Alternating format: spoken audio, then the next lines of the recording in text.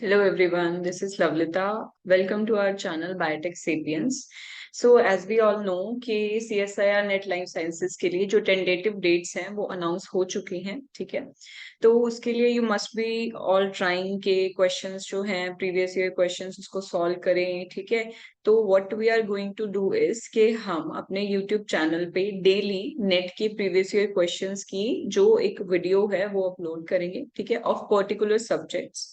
ठीक है। So today we are starting with ecology, ठीक है। इकोलॉजी में आज हम कौन सा टॉपिक डिस्कस करने वाले हैं, तो that is MacArthur and Wilson's island biogeography theory, ठीक है। तो इस थ्योरी पे आपको प्रीवियस ईयर में काफी क्वेश्चंस मिल जाएंगे, अभी रिसेंट भी जो है इस थ्योरी पे क्वेश्चन आया हुआ है, ठीक है। सो स्टार्टिंग विद इट, पहले हम देखते हैं कि ये थ्योरी है क्या, ठीक है। The theory of island biogeography given by MacArthur and Wilson, ठीक है।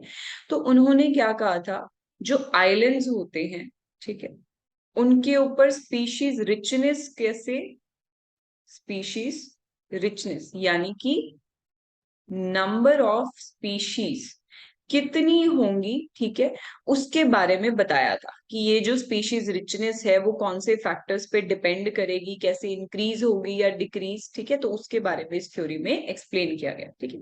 तो फर्स्ट ऑफ ऑल जो स्पीशीज रिचनेस होती है किसी भी आइलैंड पे वो दो फैक्टर्स पे डिपेंड करती है। It depends on two factors. First होता है डिस्टेंस फ्रॉम मेनलैंड या other island, and second is size of the island, ठीक है। तो इन दोनों चीजों पे यहाँ की स्पीशीज रिचनेस डिपेंड करेगी। अब देखो, डिस्टेंस फ्रॉम मेनलैंड या अदर आइलैंड, ठीक है। और देखो आइलैंड क्या होता है, एक छोटा सा एरिया जिसके सराउंडिंग में क्या होता है, इनहॉस्पिटेबल एरिया होता है। इन हॉस्पिटेबल एरिया यानी कि जो जगह रहने के लायक नहीं है पर्टिकुलर स्पीशीज के लिए, ठीक है। और ये क्या है, आइलैंड। और इसके अलावा बाकी फिर से जो एरिया आएगा विच विल बी हॉस्पिटेबल, ठीक है, तो उसको हम क्या बोल देंगे, मेनलैंड, ठीक है। या इसके सराउंडिंग में और भी कोई क्या हो सकता है, आइलैंड हो सकता है, ठीक है। अब देखो कि इस आइलैंड के ऊपर कोई भी अदर ऑर्गेनिज्म कहीं से आएगा तो वो या तो मेनलैंड से आएगा या अदर आइलैंड से आएगा, ठीक है। तो जितना ज्यादा क्या होगा, डिस्टेंस होगा मेनलैंड या आइलैंड से स्पीशीज का आना या ऑर्गेनिज्म का आना उतना ही क्या है, डिफिकल्ट होगा, ठीक है। सो दैट इज वाई अगर कोई भी जो आइलैंड है वो मेनलैंड या आइलैंड के पास में है, ठीक है, किसी दूसरे आइलैंड के, तब वहां पे जो इमिग्रेशन की रेट्स होती है, इमिग्रेशन यानी कि अदर ऑर्गेनिजम्स वहां पे आ पाए, वो हाई होती है, ठीक है। और इस इमिग्रेशन की वजह से ही क्या होता है, स्पीशीज रिचनेस भी इंक्रीज होती है, ठीक है। Second point, size of the island. अब देखो कोई भी आइलैंड है उसका साइज जितना ज्यादा छोटा होगा वहां पे स्पीशीज के अंदर, ऑर्गेनिज्म के अंदर कंपटीशन के चांसेस उतने ही ज्यादा क्या होंगे, हाई होंगे, ठीक है। और इस कंपटीशन की वजह से एक्सटिंक्शन के चांसेस भी क्या होंगे, हाई होंगे। तो इसकी वजह से स्पीशीज रिचनेस क्या हो जाती है, डिक्रीज हो जाती है, ठीक है। तो बेसिकली दो चीजें हैं, मेनलैंड से डिस्टेंस, ठीक है। तो ये किस पे डिपेंड करेगा, या इससे रिलेटेड कौन है, रेट ऑफ इमिग्रेशन, ठीक है। कोई भी जो आइलैंड है वो मेन लैंड के जितना पास में होगा वहां पे इमिग्रेशन की रेट्स उतनी ही ज्यादा हाई, ठीक है। और कोई भी आइलैंड मेन लैंड से जितना दूर होगा वहां पर इमिग्रेशन की रेट्स क्या है, उतनी ही लो, यानी कि वहां पे बाहर से ऑर्गेनिज्म आने के चांसेस अगर वो क्लोज टू मेन लैंड है तो ज्यादा होंगे, और अगर मेनलैंड से दूर है तो कम होंगे, ठीक है। सिमिलरली रेट ऑफ एक्सटिंक्शन किस पे डिपेंड करता है, तो वो साइज पे डिपेंड करता है। आइलैंड का अगर साइज छोटा होगा तो एक्सटिंक्शन के चांसेस ज्यादा होंगे, रीजन बीइंग कि वहां पे कंपटीशन भी ज्यादा हो, ठीक है। वेयर एज जो आइलैंड बड़े होते हैं साइज में वहां पे कंपटीशन के चांसेस कम होते हैं, दैट इज वाई वहां पे एक्सटिंक्शन के चांसेस भी कम होते हैं, ठीक है। तो जितना कोई आइलैंड मेनलैंड के क्लोज होगा वहां पे रेट ऑफ इमिग्रेशन ज्यादा होगा, जिसकी वजह से वहां पे ज्यादा ऑर्गेनिज्म आ सकते हैं, तो स्पीशीज रिचनेस भी ज्यादा होगी, ठीक है। तो यहाँ पे हम नंबर ऑफ स्पीशीज को देखते हैं। देखो नंबर ऑफ स्पीशीज इसी डायरेक्शन में हम देखेंगे, ठीक है। तो कोई भी आइलैंड जो है वो मेनलैंड के जितना पास होगा वहां पे स्पीशीज क्या है, उतनी ज्यादा, स्मॉल आइलैंड पे एक्सटिंक्शन के चांसेस ज्यादा, ठीक है। कोई भी मेनलैंड से जितना दूर वहां पे रेट ऑफ इमिग्रेशन उतना कम, और लार्ज आइलैंड है तो रेट ऑफ एक्सटिंक्शन उतना ही कम। ठीक है, तो अब देखो, यानी कि rate of immigration and rate of extinction, ये अब दो मेन फैक्टर हैं जिसपे क्या डिपेंड करेगा, तो स्पीशीज रिचनेस डिपेंड करेगा। ठीक है, तो देखो इनिशियली क्या होता है, कोई भी जो आइलैंड है वहां पे क्या है, रेट ऑफ इमिग्रेशन हाई होता है, क्योंकि नया है तो वहां पे कोई भी क्या है, ऑर्गेनिज्म नहीं होते, तो मेनलैंड से ऑर्गेनिज्म आते रहते हैं। ठीक है, तो रेट ऑफ इमिग्रेशन इनिशियली क्या होता है, हाई होता है। ठीक है, धीरे धीरे रेट ऑफ इमिग्रेशन क्या होने लगता है, डिक्रीज होने लगता है। रेट ऑफ इमिग्रेशन क्या होगा, डिक्रीज होता है। ठीक है, और इनिशियली जब ऑर्गेनिज्म नहीं होते तो रेट ऑफ एक्सटिंक्शन क्या है, कम होता है, तो धीरे धीरे रेट ऑफ एक्सटिंक्शन क्या है, बढ़ने लगता है। ये इस चीज को शो कर रहा है। ठीक है, कि इनिशियली जब ऑर्गेनिज्म नहीं है तब रेट ऑफ इमिग्रेशन क्या होते हैं, हाई होते हैं, धीरे धीरे रेट ऑफ इमिग्रेशन डिक्रीज होना स्टार्ट हो जाता है, क्योंकि नंबर ऑफ ऑर्गेनिज्म बढ़ रहे हैं। ठीक है, वेयर एज जब ऑर्गेनिज्म बहुत ज्यादा हो जाते हैं तो उस टाइम पे क्या होगा, रेट ऑफ एक्सटिंक्शन हाई हो जाएंगे, रेट ऑफ इमिग्रेशन क्या हो जाएंगे, लो हो जाएंगे। ठीक है, तो इट मीन्स कि there will be a point जब रेट ऑफ इमिग्रेशन और रेट ऑफ एक्सटिंक्शन के बीच में एक इक्विलिब्रियम आएगा। ठीक है, क्योंकि इनिशियली रेट ऑफ इमिग्रेशन ज्यादा है, रेट ऑफ एक्सटिंक्शन कम है। जैसे जैसे वहां पे ऑर्गेनिज्म बढ़ रहे हैं, रेट ऑफ इमिग्रेशन डिक्रीज होने लगेगा, रेट ऑफ एक्सटिंक्शन इंक्रीज होने लगेगा। तो there will be a point जब इन दोनों में इक्विलिब्रियम आ जाएगा। तो ये पॉइंट्स किसको शो करते हैं, जब वहां पे इक्विलिब्रियम आ जाएगा। ठीक है, तो यहाँ पे क्या है, इक्विलिब्रियम। तो इट मीन्स कि क्या होगा, अब ये नहीं है कि ऑर्गेनिज्म आना बंद कर देंगे, बस ये है कि जितना ज्यादा रेट से ऑर्गेनिज्म इमिग्रेट करके आ रहे हैं उतने ही रेट से एक्सटिंक्शन भी होने लगेगा। ठीक है, तो अल्टीमेटली रेट ऑफ इमिग्रेशन और एक्सटिंक्शन में एक इक्विलिब्रियम सेट हो जाता है। ठीक है, another point is turnover, species turnover. तो बेसिकली इसका मतलब ये है कि कोई भी आइलैंड पे जो स्पीशीज प्रेजेंट है वो कितने टाइम में या किस रेट से रिप्लेस हो रही है। ठीक है, तो वो किस पे डिपेंड करेगा, रेट ऑफ इमिग्रेशन पे, रेट ऑफ एक्सटिंक्शन पे। राइट, क्योंकि देखो जब इन दोनों में इक्विलिब्रियम होगा तभी क्या है, हमारे पास एग्जैक्ट स्पीशीज रिचनेस वहां की आने वाली। ठीक है, ठीक है, तो क्योंकि तब क्या हो जाएगा, वो स्पीशीज जो है वो फिक्स हो जाएंगी, यानी नंबर फिक्स हो जाएगा बट टाइप क्या है, चेंज होता रहेगा। ठीक है, तो टर्नओवर यानी कि कोई भी जो स्पीशीज है उसको रिप्लेस करने में कितना टाइम लगता है। ठीक है, तो वो किस पे डिपेंड करेगा कि कितनी रेट से कोई ऑर्गेनिज्म इमिग्रेट करके आ रहा है, क्योंकि तभी कॉम्पिटिशन बढ़ेंगे और तभी एक्सटिंक्शन होगा। ठीक है, तो वो किस पे डिपेंड करता है, it depends on equilibrium of rate of immigration and rate of extinction. ठीक है, तो यहाँ पे 3 पॉइंट्स है हमारे पास। एक तो ये कि रेट ऑफ इमिग्रेशन जो होता है वो किस पे डिपेंड करता है, कि जो आइलैंड है वो मेनलैंड से दूर है या पास है। ठीक है, अगर पास में होगा तो रेट ऑफ इमिग्रेशन हाई होगा, जिसकी वजह से स्पीशीज रिचनेस भी हाई होगी। दूसरी चीज क्या है, rate of extinction. Rate of extinction किस पे डिपेंड करेगा, तो आइलैंड के साइज पे। आइलैंड अगर छोटा होगा तो रेट ऑफ एक्सटिंक्शन क्या है, ज्यादा होंगे, यानी कि जो आइलैंड पास में होगा प्लस बड़ा होगा वहां पे स्पीशीज रिचनेस क्या होगी, ज्यादा होगी। ठीक है, तो इस पे हम कुछ क्वेश्चंस देखते हैं। First question, which of the following is not a prediction arising out of Wilson MacArthur's theory of island biogeography. ठीक है, तो कौन सी ऐसी प्रिडिक्शन है या स्टेटमेंट है जो विल्सन मैकआर्थर थ्योरी की नहीं है।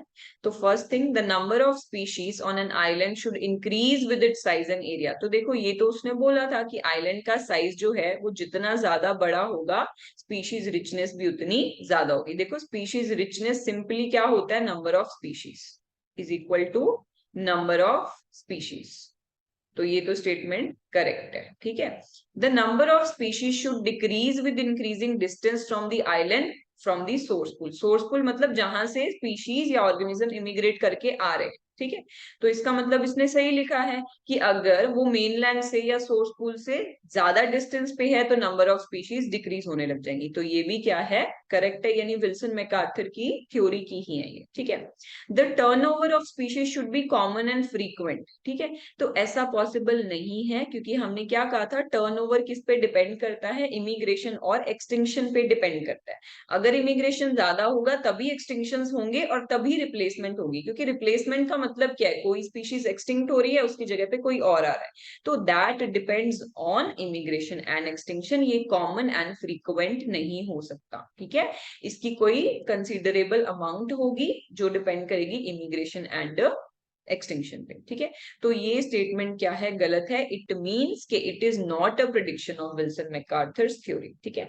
लास्ट स्टेटमेंट क्या है, species richness on an island should be related to its average distance to the neighbouring island. So this is correct कि वो अपने नेबरिंग आइलैंड से कितना दूर या पास है, तो उस पर भी स्पीशीज रिचनेस डिपेंड करता है, क्योंकि सेम चीज है कि अगर वो मेनलैंड से स्पीशीज इमिग्रेट करके आ सकती है, तो नेबरिंग आइलैंड से भी क्या है, स्पीशीज यहाँ पे आ सकती है, तो उस पर भी क्या है, स्पीशीज रिचनेस डिपेंड करेगा, ठीक है। तो ये तीनों स्टेटमेंट्स करेक्ट हैं, यानी कि ये विल्सन मैकआर्थर थ्योरी की हैं, बट जो थर्ड स्टेटमेंट है that is not of Wilson MacArthur theory, तो आंसर इज थर्ड, ठीक है।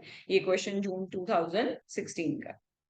Next question is the equilibrium model of island biogeography proposed by MacArthur and Wilson assumes that the number of species on an island represents a balance between। तो MacArthur Wilson की theory क्या कहती है कि किसी भी आइलैंड पे जो नंबर ऑफ स्पीशीज हैं वो किसके बीच का बैलेंस है, तो वी नो कि वो इमिग्रेशन एंड एक्सटिंक्शन के बीच का बैलेंस होती है, ठीक है, क्योंकि एक टाइम के बाद जब इन पे इक्विलिब्रियम आ जाता है तो उसके बाद वो स्पीशीज का नंबर इंक्रीज नहीं होता, डिफरेंट डिफरेंट स्पीशीज आती रहती हैं बट नंबर ऑफ स्पीशीज क्या है, सेम रहता है। तो इट मींस कि वो किस पे डिपेंड करेगा, देखो कॉलोनाइजेशन रेट, ठीक है, ये इमिग्रेशन रेट के लिए यूज किया जाता है, तो दिस इज ऑल्सो करेक्ट। अगर इमिग्रेशन की जगह कॉलोनाइजेशन भी लिखा है तो वो भी करेक्ट, तो इसका आंसर क्या होगा, थर्ड, क्योंकि विल्सन मैकआर्थर ने ऐसा कुछ भी नहीं बताया था। बाकी जो तीनों पॉइंट्स में दिया, resource consumption rate and predation rate, ठीक है, birth rate, death rate, speciation rate, hybridisation rate, ऐसा कुछ भी इन्होंने नहीं बताया था। किसके बीच का बैलेंस होते हैं, immigration and extinction rate, and this is question of December 2018। Okay, next is forest fragments in an agricultural landscape can be viewed as islands of habitat in ocean of non-habitat, ठीक है। तो basically ना क्या होता है, island एक hospitable area होता है, ठीक है, हॉस्पिटेबल एरिया, तो नॉर्मली उसको सराउंड कौन करता है, ओशन करता है, ठीक है। तो जो स्पीशीज आइलैंड पे रह सकती है वो ओशन में नहीं रह सकती, ठीक है, तो वो ओशन उनके लिए नॉन हॉस्पिटेबल एरिया होता है, नॉन हॉस्पिटेबल एरिया, ठीक है। तो ये होता है आइलैंड जिसके सराउंडिंग में एक नॉन हॉस्पिटेबल एरिया होता है। तो ये क्या कह रहा है कि एक एग्रीकल्चरल लैंडस्केप, ठीक है, उसके बीच में अगर फॉरेस्ट फ्रेगमेंट्स पड़े हैं तो उनको हम आइलैंड मान सकते हैं, ठीक है। Forest fragments in an agricultural landscape can be viewed as islands of habitat in an ocean of non habitat, यानी कि एग्रीकल्चरल लैंड को ओशन की तरह नॉन हॉस्पिटेबल एरिया मान लो, और जो फॉरेस्ट फ्रेगमेंट है उसको क्या मान लो, एक आइलैंड मान, ठीक है। So MacArthur and Wilson's island biogeography model can be used to predict patterns of species richness in these forest fragments। तो हम ये सेम थ्योरीज पे भी अप्लाई कर सकते हैं, which are represented in the graphs below, ठीक है। तो हमें बताना है कि इनमें से कौन से जो ग्राफ्स हैं वो विल्सन मैकआर्थर के अकॉर्डिंग करेक्ट हो, ठीक है। तो देखो इन्होंने क्या दिया है, स्पीशीज रिचनेस इन फ्रेगमेंट, ठीक है, कि ये जो फॉरेस्ट फ्रेगमेंट है उसमें कितनी स्पीशीज रिचनेस होगी फ्रेगमेंट एरिया के साथ, एंड अनदर इज डिस्टेंस के साथ। तो ये सेम चीज है कि आइलैंड का साइज कितना है और वो मेन लैंड से डिस्टेंट पे कितना है, ठीक है, उसका डिस्टेंस कितना है। तो फर्स्ट में देखो क्या हो रहा है, जैसे जैसे फ्रेगमेंट का एरिया इंक्रीज हो रहा है वैसे वैसे स्पीशीज रिचनेस इंक्रीज हो रही है। तो मैकआर्थर विल्सन ने यही बोला था कि आइलैंड का साइज जितना बड़ा होता है वैसे ही स्पीशीज रिचनेस इंक्रीज होती रहती है, तो ए क्या है, करेक्ट है, ठीक है। बी में क्या दिया हुआ है, फ्रेगमेंट का एरिया जैसे जैसे इंक्रीज हो रहा है स्पीशीज रिचनेस वैसे वैसे डिक्रीज हो रही, राइट। देखो यहाँ पे फ्रेगमेंट का एरिया क्या हो रहा है, इंक्रीज, बट स्पीशीज रिचनेस क्या होती जा रही है, डिक्रीज। तो ये तो गलत है क्योंकि विल्सन मैकआर्थर ने तो ये नहीं बोला था, ठीक है। नेक्स्ट हमारे पास क्या है, डिस्टेंस टू नियरेस्ट फ्रेगमेंट, ठीक है। तो नियरेस्ट फ्रेगमेंट को आप नियरेस्ट आइलैंड मान लो या कोई अदर मेनलैंड मान, ठीक है। तो वहां से डिस्टेंस, अब देखो डिस्टेंस बढ़ रही है तो स्पीशीज रिचनेस बढ़ रही है, यानी कि फ्रेगमेंट मतलब कि आइलैंड जो है वो अगर मेनलैंड से दूर है तो उसमें स्पीशीज रिचनेस बढ़ती जा रही है, तो ये तो गलत है, क्योंकि इमिग्रेशन के चांसेस तो क्या हो जाएंगे, कम हो जाएंगे ना, तो वहां पे नए ऑर्गेनिज्म तो आ ही नहीं पाएंगे, तो स्पीशीज रिचनेस कैसे बढ़ेगी, तो ये क्या है, गलत है। फोर्थ ग्राफ में क्या दिया है कि नियरेस्ट फ्रेगमेंट से डिस्टेंस बढ़ता जा रहा है, तो उस फ्रेगमेंट पे जो स्पीशीज रिचनेस है वो डिक्रीज हो रहा है, ठीक है। ये एक फॉरेस्ट फ्रेगमेंट है, ये कोई अदर फॉरेस्ट फ्रेगमेंट है, बीच में ये एग्रीकल्चरल लैंडस्केप है जो कि नॉन हॉस्पिटेबल है।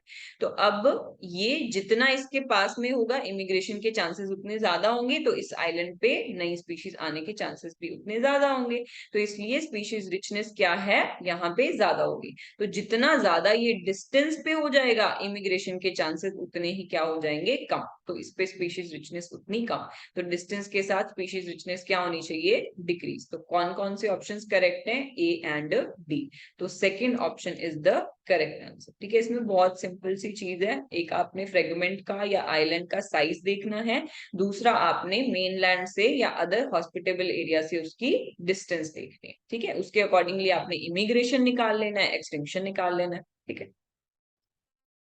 Okay, next is select the correct statement from the options given below to complete the following. In the 1960s, experiments were conducted to test the theory of island biogeography. The main findings of these studies indicate that over a long period of time.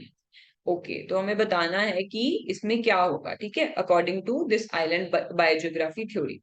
The rate of extinction and colonization are not equal to each other. ठीक है, next क्या है, the colonization rates gradually exceeds extinction rates, colonization rates gradually exceeds extinction rate, ठीक है। Next क्या है, the overall rate of colonization will be balanced by rate of extinction. देखो इसमें से ये करेक्ट है, ये हमें फॉर श्योर पता है, ठीक है, क्योंकि देखो हमने यही बोला था कि इनके बीच में इक्विलिब्रियम सेट हो जाता है, ठीक है। हम इनको इक्वल नहीं बोलते हैं कभी भी कि जितना इमिग्रेशन होगा उतना ही क्या है, एक्सटिंक्शन होगा, बिल्कुल एग्जैक्टली वो सेम चीज नहीं होती है, रेट की बात होती है, ठीक है। तो इसलिए कि रेट ऑफ कॉलोनाइजेशन को कौन बैलेंस कर देता है, एक्सटिंक्शन, यानी जितनी रेट से इमिग्रेशन होगा उतनी रेट से क्या होने लग जाएगा, एक्सटिंक्शन होने लग जाएगा, ठीक है। तो ये स्टेटमेंट करेक्ट है, बाकी को हम देख लेते हैं। The main findings of the studies indicate, मतलब कौन सी चीज इसमें से जो है वो एग्जैक्टली आइलैंड बायोजियोग्राफी के बारे में है, ठीक है। The rate of extinction and colonization are not equal to each other, देखो हम ये नहीं बोलते हैं, इनिशियली इमिग्रेशन ज्यादा होता है, ठीक है, एक्सटिंक्शन कम होता है, बाद में क्या है, धीरे धीरे एक्सटिंक्शन बढ़ने लगता है और इमिग्रेशन क्या है, डिक्रीज होने लगता है, ठीक है। तो इक्वल या नॉट इक्वल इसके बारे में हम बात नहीं करते हैं, इस थ्योरी में ऐसी चीज नहीं बताई गई। The colonization rate gradually exceeds extinction rate, ऐसा पॉसिबल ही नहीं है। अगर एक्सटिंक्शन हो रहा है, ठीक है, तो कॉलोनाइजेशन उससे ज्यादा तो हो ही नहीं सकता, ठीक है। एक्सटिंक्शन होने का मतलब क्या है कि कंपटीशन इंक्रीज हो गया, ठीक है। तो कंपटीशन इंक्रीज हो गया तो अदर स्पीशीज बाहर से नहीं आ सकती हैं, तो इमिग्रेशन कभी भी एक्सटिंक्शन से ज्यादा नहीं होगा, ठीक है। नेक्स्ट है, rate of colonization will continue to increase while extinction rate will decline, this is not possible. Initially immigration ज्यादा होगा, जब स्पीशीज के नंबर बढ़ जाएंगे तो उनमें कंपटीशन होना स्टार्ट हो जाएगा, जिसकी वजह से एक्सटिंक्शन होना स्टार्ट हो जाएगा। तो ये उल्टा है, कॉलोनाइजेशन डिक्रीज करेगा और एक्सटिंक्शन इंक्रीज करेगा, तो ये स्टेटमेंट भी क्या है, गलत, ठीक है। तो correct statement is third. Next question जो अभी recent Feb 2022 which is exactly मतलब जून 2021 के जो हम बोलते हैं, ठीक है, उस पेपर में आया था। A researcher working on island biogeography mapped how isolation controlled immigration, which is I, and area controlled extinction, which is E, will act on number of species present on the islands, ठीक है। He forgot to label the size of the island, small or large, and location of the island, near or far on the graph, ठीक है। तो ये same graph है, ठीक है, जो ओरिजिनल वन है। तो इसमें हमें सिंपली ये बताना है, इसमें एक्सटिंक्शन की रेट्स दी हुई है, इमिग्रेशन की रेट्स दी हुई है, यू हैव टू टेल कि ये ABCD किसको डिनोट करता है, ठीक है। तो यहाँ पे हम देखते हैं इमिग्रेशन की रेट्स हैं ये दोनों। इमिग्रेशन की रेट्स हाई कब होती हैं, जब वो मेन लैंड के नियर होता है, ठीक है, और इमिग्रेशन की रेट्स कम कब होती हैं, जब वो मेन लैंड से दूर होता है, ठीक है। Then coming to this point, extinctions की रेट हाई कब होती है? तो जब आइलैंड स्मॉल होता है, और एक्सटिंक्शंस की रेट कब कम होती है? जब आइलैंड लार्ज होता है। ठीक है, देखो एक तो चीज सबसे इंपॉर्टेंट कि इमिग्रेशन के साथ हमेशा डिस्टेंस को रखना है, एक्सटिंक्शंस के साथ हमेशा साइज ऑफ आइलैंड को रखना है। ठीक है, using information from MacArthur and Wilson's equilibrium theory, select the option that correctly identifies ABCD in the figure above। तो देख लो यहाँ से A के साथ नियर आ जाएगा, सिंपली इसी ऑप्शन में है, तो थर्ड ऑप्शन इज करेक्ट। अब ये 4 नंबर का क्वेश्चन है, रिसेंटली पूछा गया और सेम ही कंसेप्ट है, कुछ भी इसमें डिफरेंट नहीं, बिल्कुल एग्जैक्ट जो ओरिजिनल ग्राफ है उसी पे क्वेश्चन आया। ठीक है, so this was all about these questions. I hope that this video will be helpful for you. ठीक है, क्योंकि ये बहुत ही छोटा सा एक कंसेप्ट है इकोलॉजी का, but according to me this is very important, है ना, क्योंकि इस पे इजी इजी डायरेक्ट से क्वेश्चंस आते हैं, तो at least we can do it. और मोस्टली जो है 4 नंबर में पूछे जाते हैं, तो इतने छोटे से कंसेप्ट को हम आराम से कर सकते हैं। ठीक है,